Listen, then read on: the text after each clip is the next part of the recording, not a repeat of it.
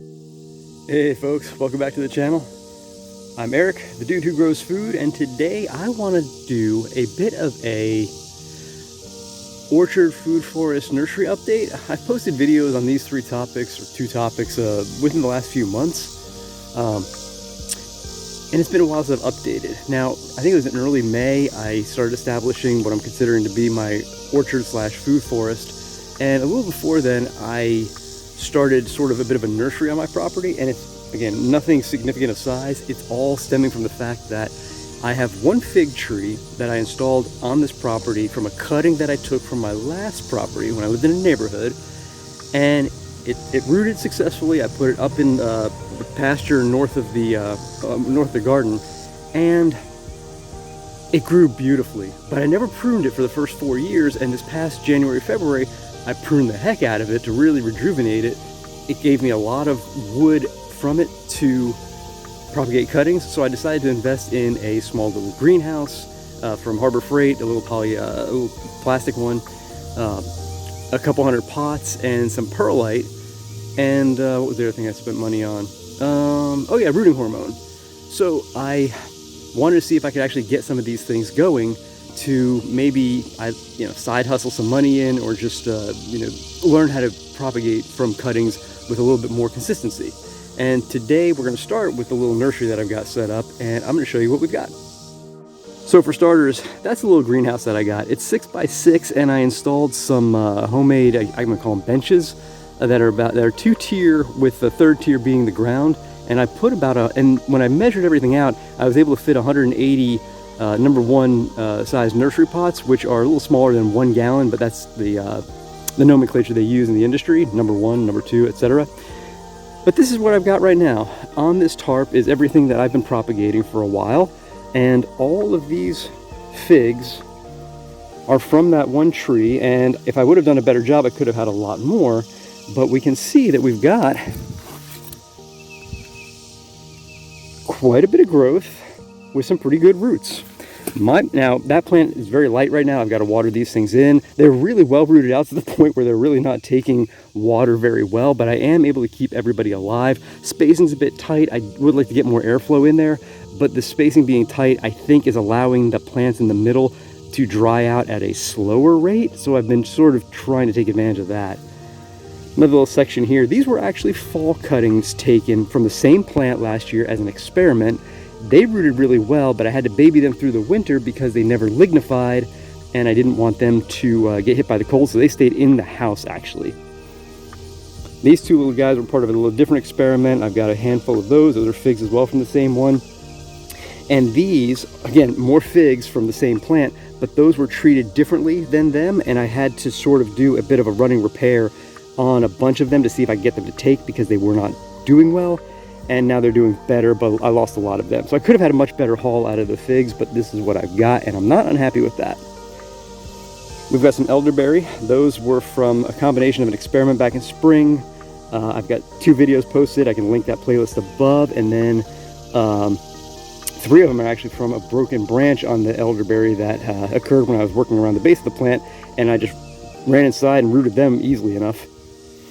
And blackberries, mostly them from suckers. A couple of these may have come from cuttings that I kind of phoned it in on the propagation of, like things like this, just to see if they would root. Still may. Didn't cost me anything, so I'm just kind of playing with that.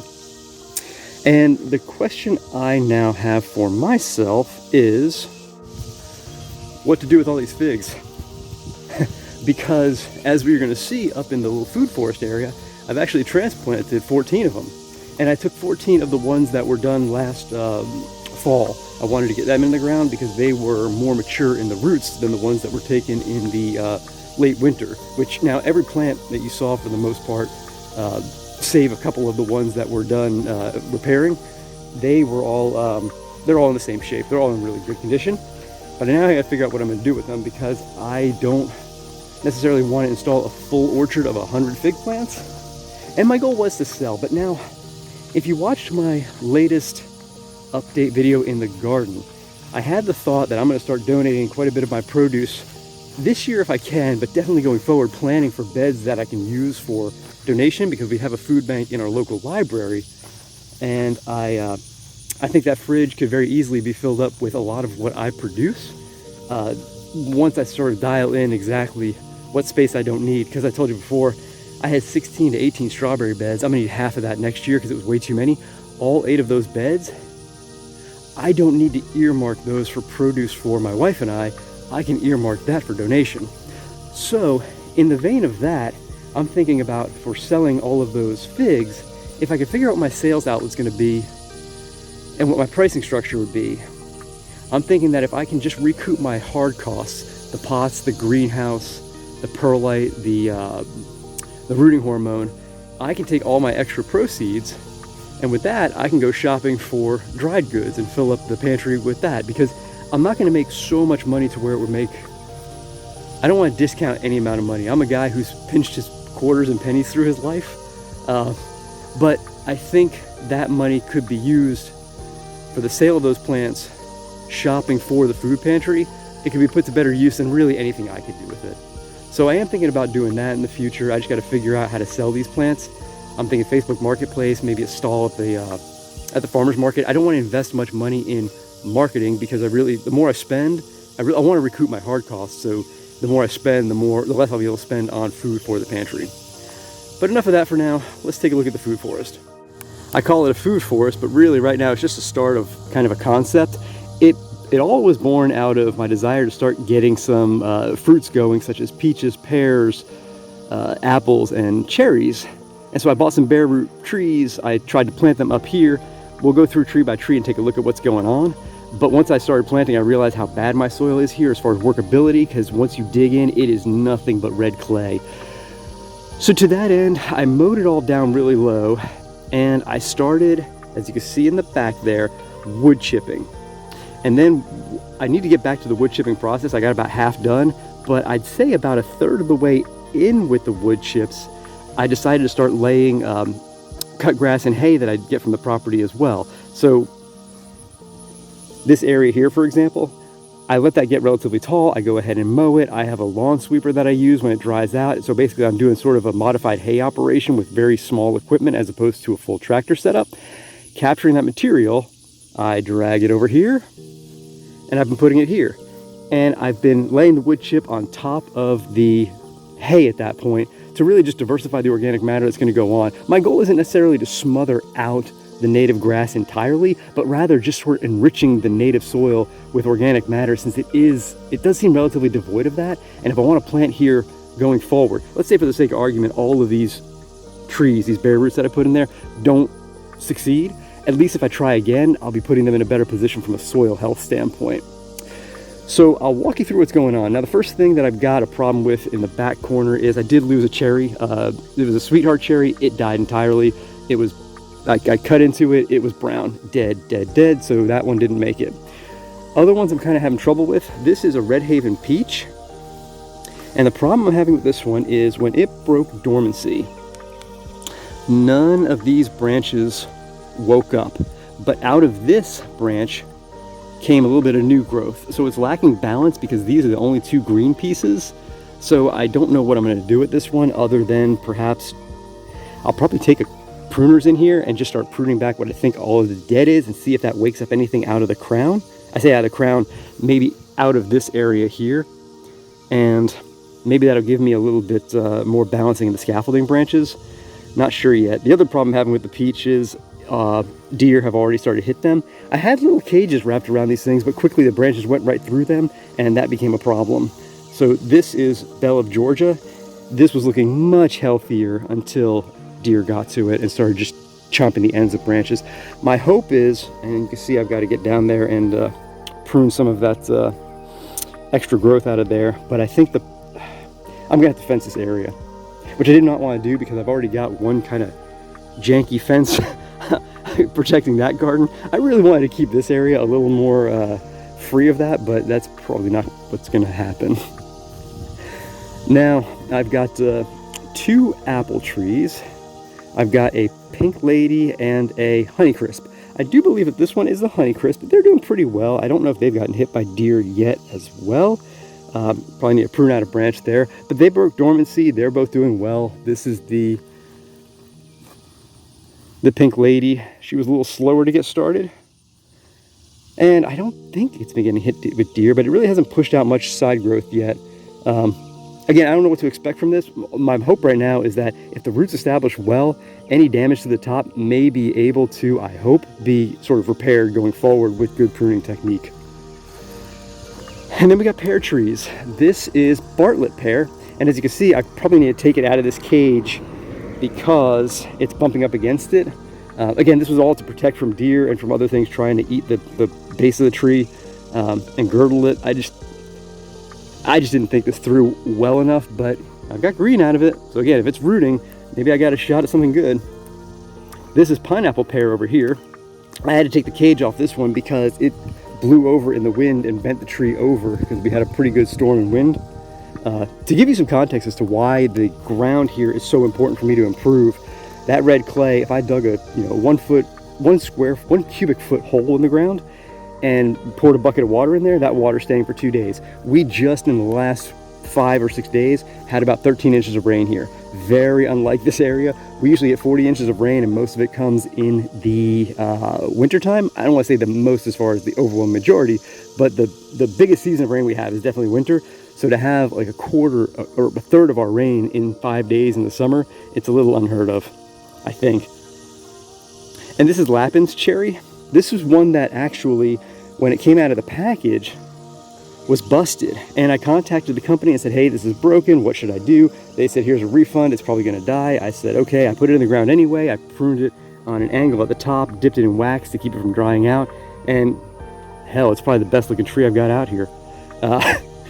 So this is the food forest as it stands. A couple other things to point out.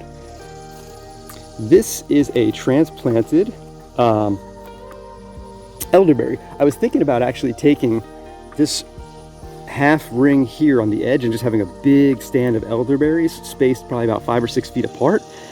This one I transplanted in, that was a homegrown cutting, and the night I transplanted it, by the morning the deer actually popped it. I had no idea that that was going to be sensitive because I think the foliage is poisonous, so for them to be tempted to eat that kind of surprised me, but that was it. So the roots are still available on that, and I know that elderberries, from my experience with the ones that I have in the garden, they are, once it's rooted well and it's healthy, it pushes out new growth with no effort come the spring, so I think we're going to be fine with that.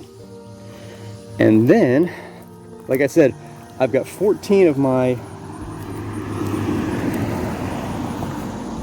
figs. I ran 7 up and 7 across on that side, kind of lining them up. And this is just, I don't know if this is a design thing I've got going, but I decided, fig, that was supposed to be a cherry, so I'll have to replace that, cherry, fig, and then in between, I decided to do more figs. And the question to myself is, where am I going to put more trees and shrubs going forward?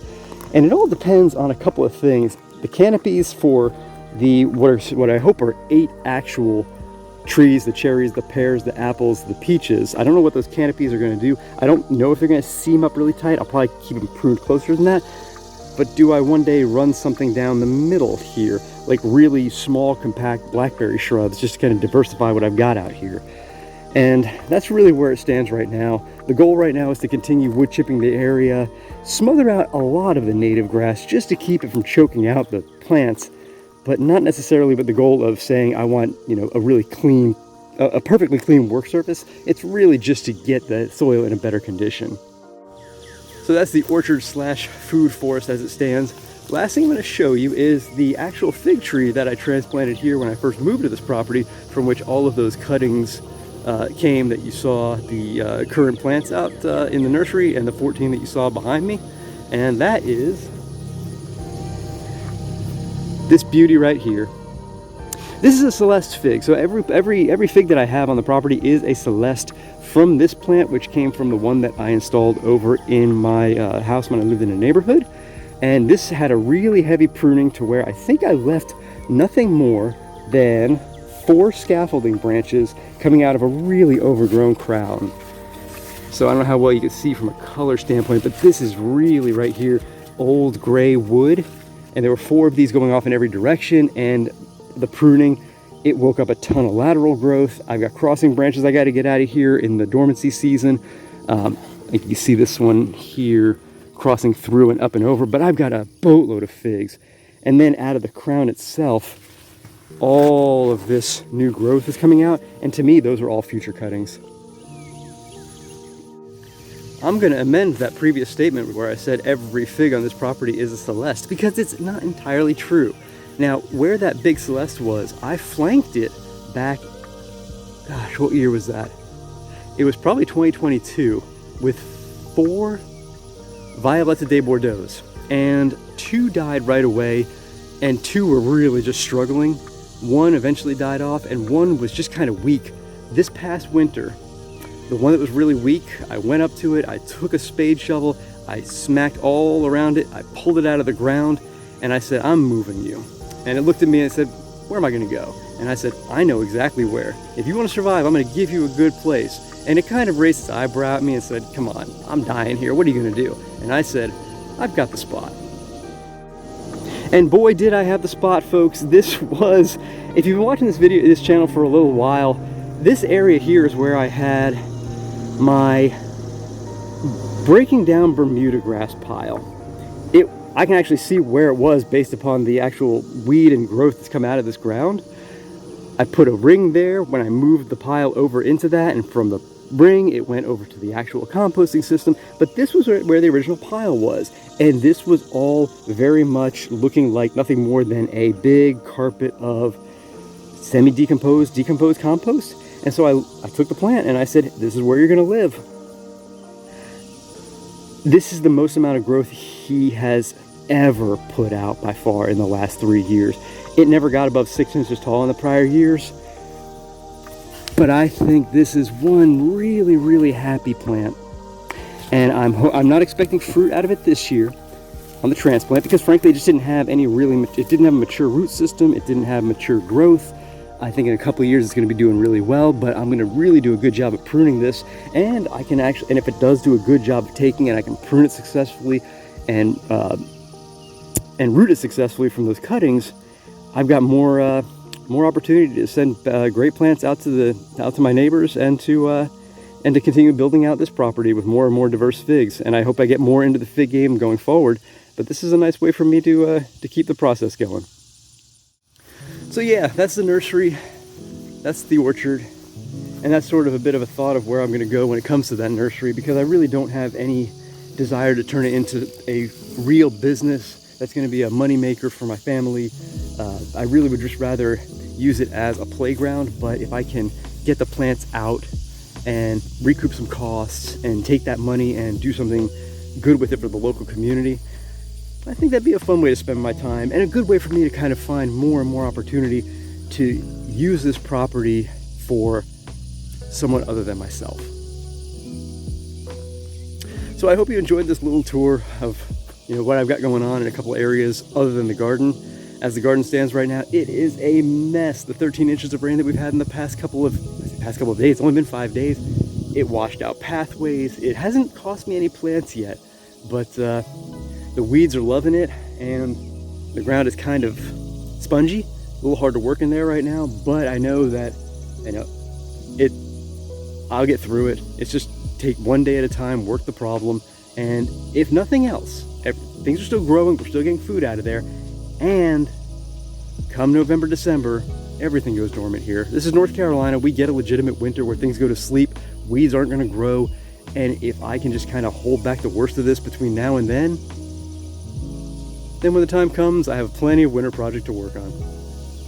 So that's the update coming out of here. I hope you enjoyed it. If you have any questions, please post below. Love to hear from you. If you have any suggestions on what I should be installing in the orchard, or anything related to anything you saw here, let's chat. Appreciate you watching. I'll see you in the next one.